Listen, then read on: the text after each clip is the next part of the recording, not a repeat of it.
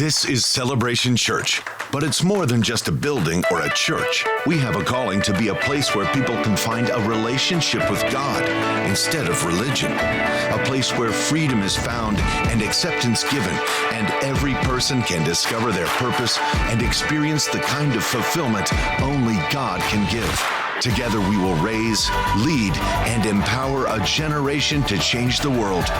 Here, Jesus is famous, and all the glory goes to God. This is celebration. This is our family. Welcome home.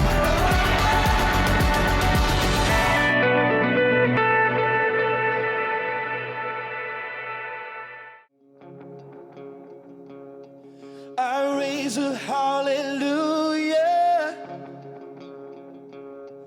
in the presence of my enemies. I raise a hallelujah louder than the unbelief.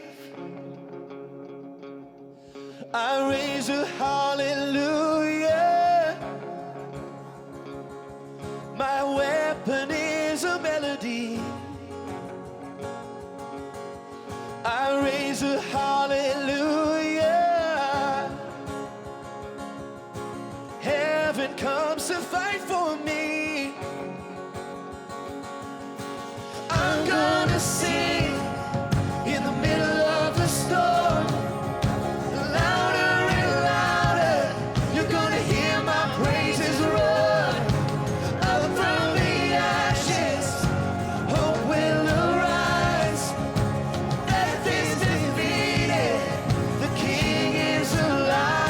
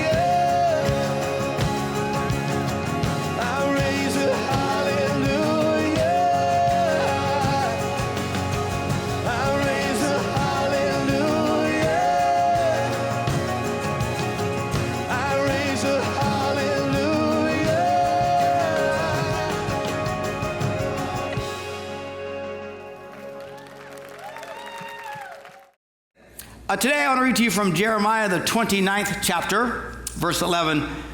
For I know the plans I have for you, declares the Lord. Plans to prosper you and not to harm you.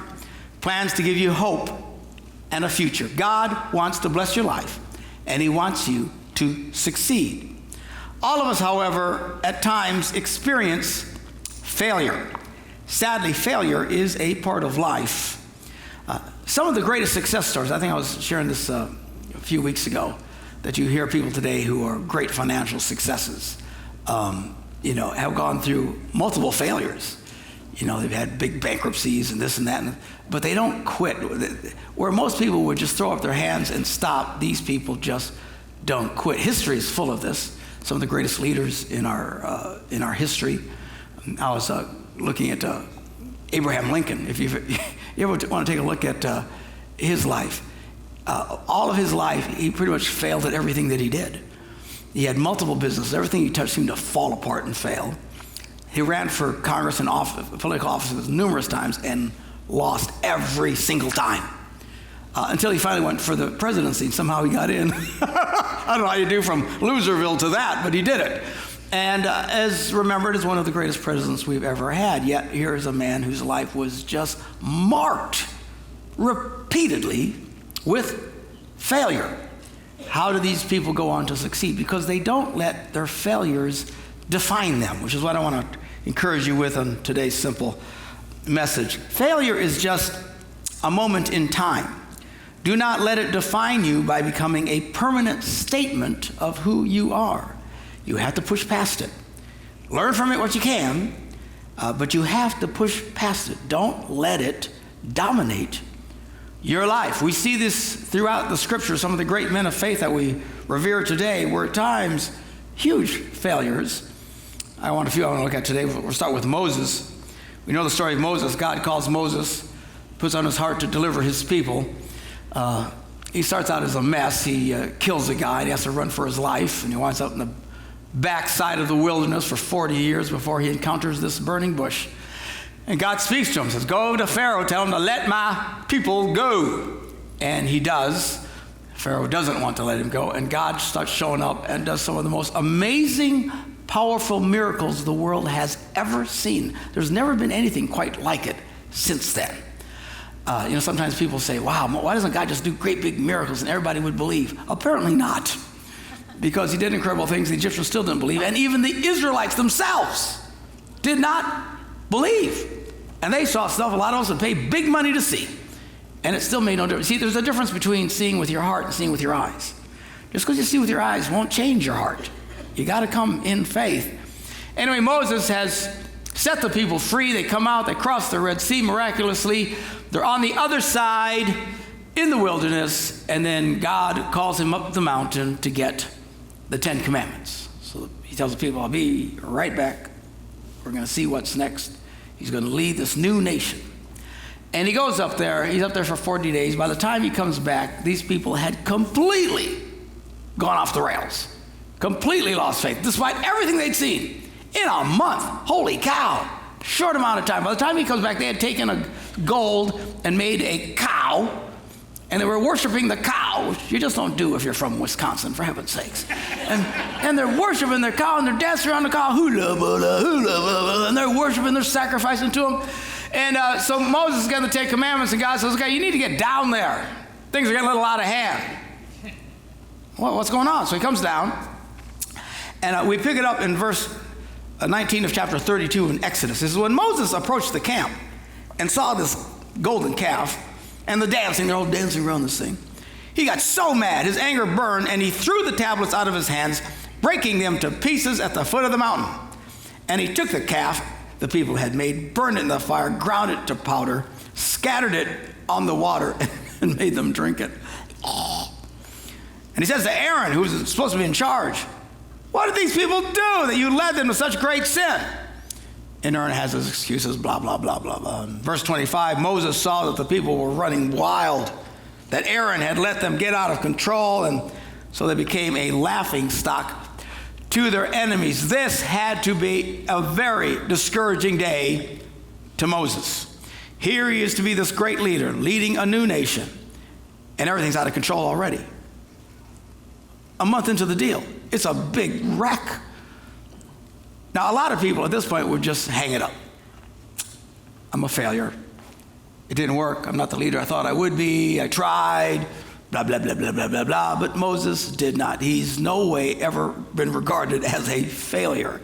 He's one of the greatest successful leaders in the history of mankind, the great lawgiver. You go to our institutions in Washington, and even the Supreme Court, you'll see carvings of Moses because of what an incredible success he was. But on this day, he was a miserable failure. In fact, if you keep reading, you'll find out that he had a lot of days just like that one. Why did he wind up being a great success? Because he didn't stop. He didn't let his failures, these downturns, imprint on him. They are not what defined his life. And at times he struggled. I mean, in the end, he's so messed up, God wouldn't even let him go into the promised land. That had to be discouraging. Your whole life's about getting into the promised land, right? They finally get there. God says, you don't get to go in, smarty pants, because he got real impatient with God and did something he shouldn't have done. And, but no way is his life considered a failure. It is an incredible off-the-chart success because his failure did not define him. We talk about Samson. Now, Samson is a study in failure. Here, this guy he grows up, good Jewish boy, hearing the right things all his life. But by the time he turns a young man, he starts going off the rails. He's got a problem. He's got a problem with the ladies. He likes the goyles. No guy here's ever experienced that. Anyway, so I like the goyles. What a transformation. Remember when you were 9, they just grossed you out? Then 14, like, holy cow, look at that. You know what I'm saying? Everything changes all of a sudden. And that's okay, but you got to control yourself. He did not control himself. He was a mess. He was drinking hard. He was just really doing everything he should not be doing. He eventually hooks up with this troublesome chick by the name of Delilah, one of these Philistine chicks. The Philistines were their enemies. And he's got this illegitimate affair going with her. And I tell you, you go down some of these paths, you just don't think straight. And he wasn't thinking straight. Here, this chick is trying to kill him, destroy his life. And she kept asking him, how can I destroy you? And, when a chick starts telling you that, it's time to move on. You know what I'm saying? Find another chick. And so she says, well, how can I destroy you? I don't know. Well, and then he'd make up stories about how to do it. And of course, they couldn't do it. And he'd fall asleep, and they were doing all this stuff to him, tying him up and all these things. So how could he sleep so sound? Because undoubtedly, he was hammered out of his ever-loving mind. And so we read to this. We pick up the story now in Judges. That's where it's recorded in the Old Testament, the 16th chapter, verse 15. Then Delilah says to him, how can you say I love you when you won't confide in me? She's just manipulating him. This is the third time you've made a fool of me and haven't told me the secret of your great strength. In other words, you still haven't told me how I can destroy you.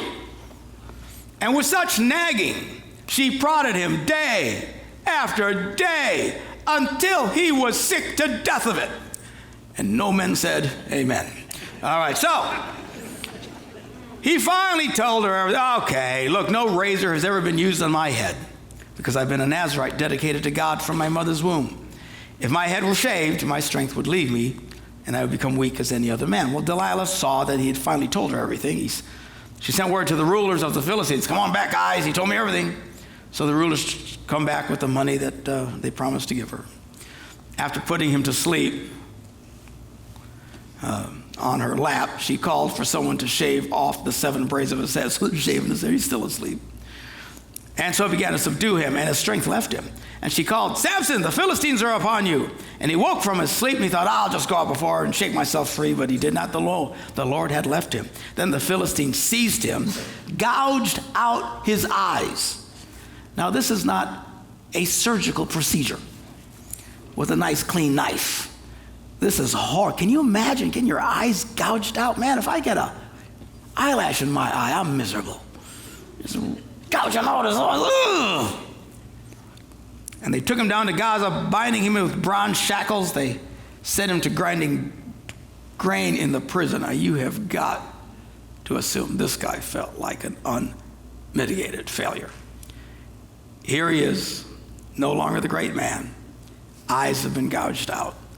He's in chains. He doesn't have his strength, and he's pushing and grinding out grain. You think he felt like a failure? Can you imagine how his parents felt?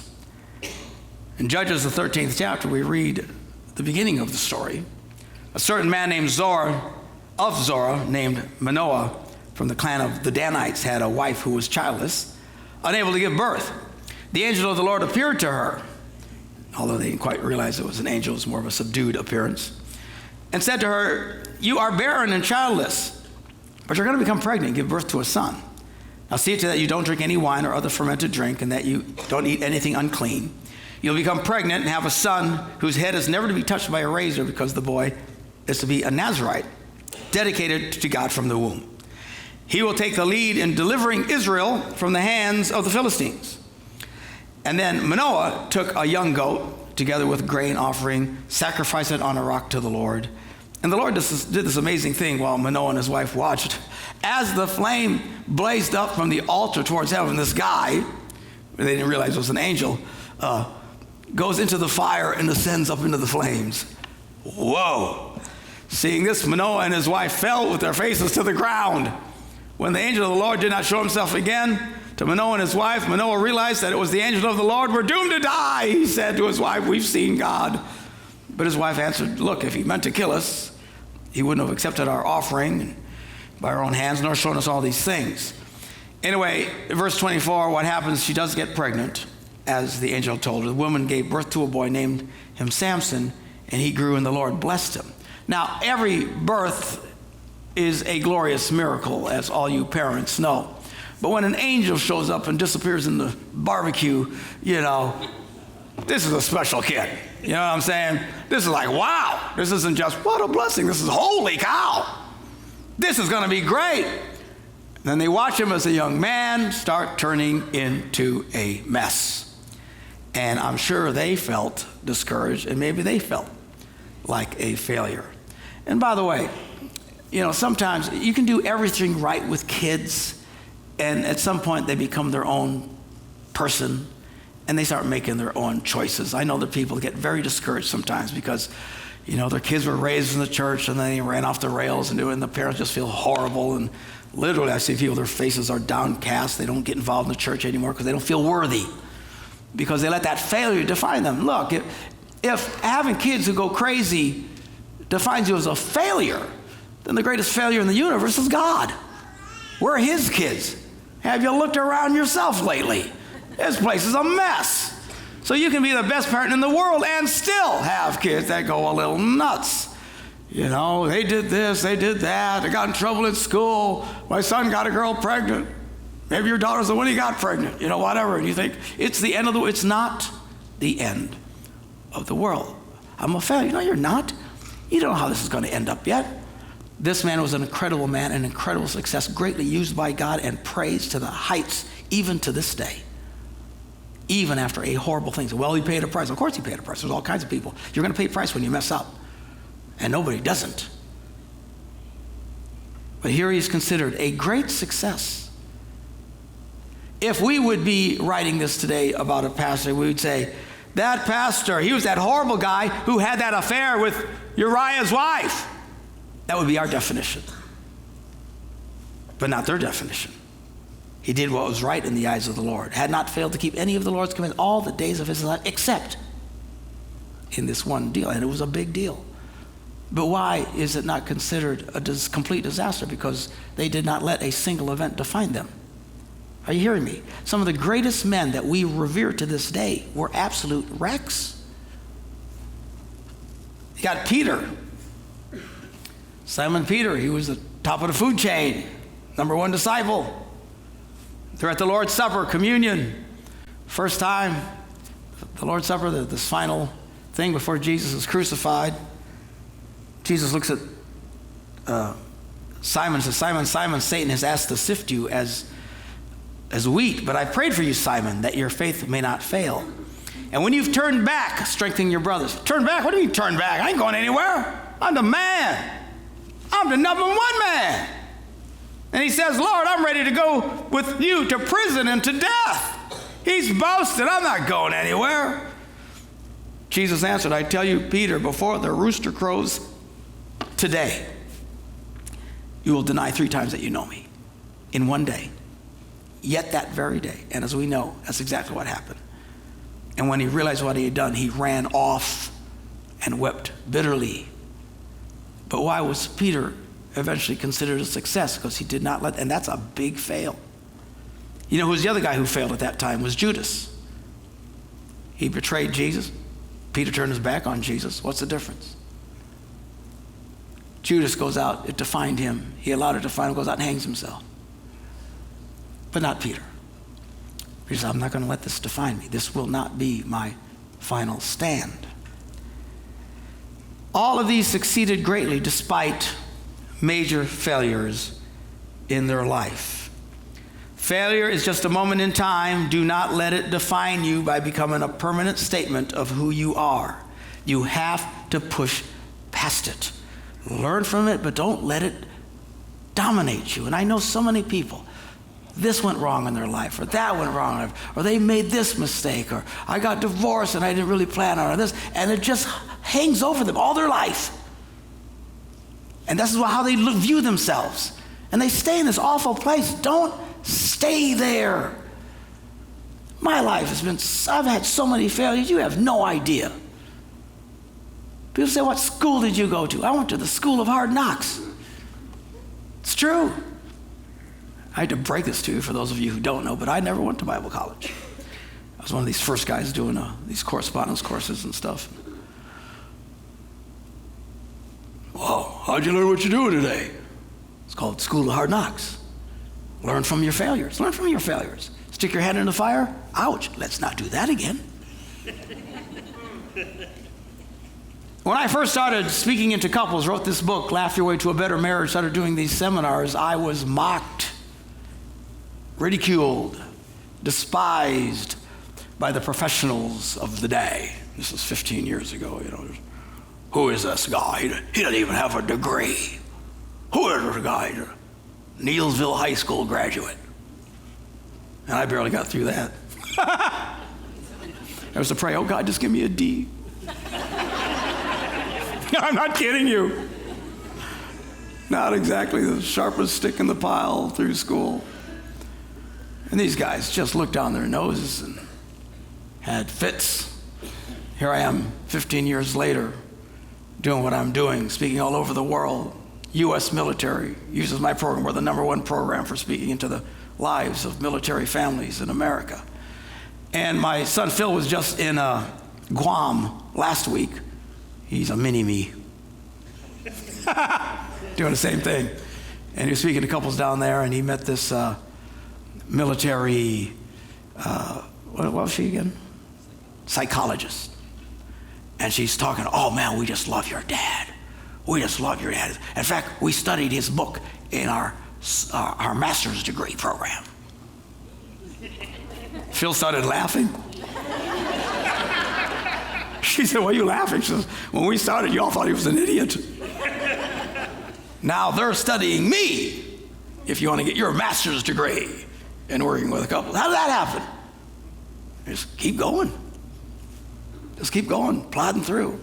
Don't let your failures define you.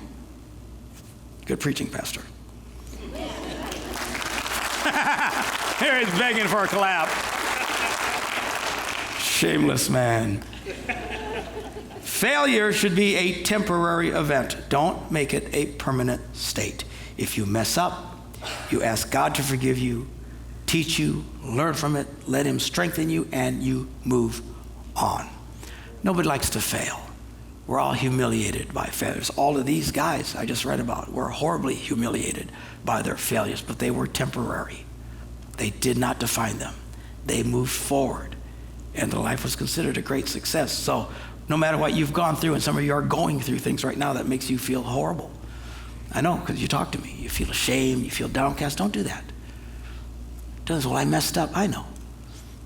Well, I'm a terrible parent. You know, my kids. No. Well, they want to do it. That's all right. It's just a moment. All right. always realize there's great potential in you. Remember what the Bible said, we just read at the beginning. God says, I got a plan for you. Plans to prosper you. Plans to make you succeed. It seems sometimes we get in the way of God's plans. You know what I'm talking about? But you can't get in the way of God's plans. You know, God isn't freaked out when you do something. You know, it's not like he goes, oh, myself. I didn't see that coming. You know, he knows exactly what's coming. But he still has a plan for you. And you need to walk in that. I'm going to ask our ushers at our campuses to come and get ready to serve communion. This is where we're going to focus now on what Jesus did for us on that cross 2,000 years ago. This is what makes it possible to move past failure. It's called forgiveness. His body was broken so that we could be whole. His blood was shed so we could have forgiveness of sins. And there's people listening to me right now all over the world through the internet, television, and our services. You know, maybe you're listening to this and you're going, man, I feel like such a failure. Look, at some point we've all made a lot of mistakes. We've all done a lot of failure. We've done things we shouldn't have done. We've avoided doing things we should do. All of these are failures. Sometimes you're stuck in a situation you have no control over and you feel like a failure. But God has a plan for you. If you will allow his forgiveness and grace into your life, you can start to allow him to bless you and to move past your failures and into his glorious light. I'm going to pray a prayer together. I'm going to ask everybody to pray this prayer with me. If you've never truly asked Christ into your life, you can pray this prayer with us and start your first steps of faith today and begin to experience what we're going to be celebrating as we take communion. Let's all bow our heads together and pray this. Say, Dear Jesus, I've had many failures in my life. I ask you to forgive me of my sins. And I choose now to follow you. Amen.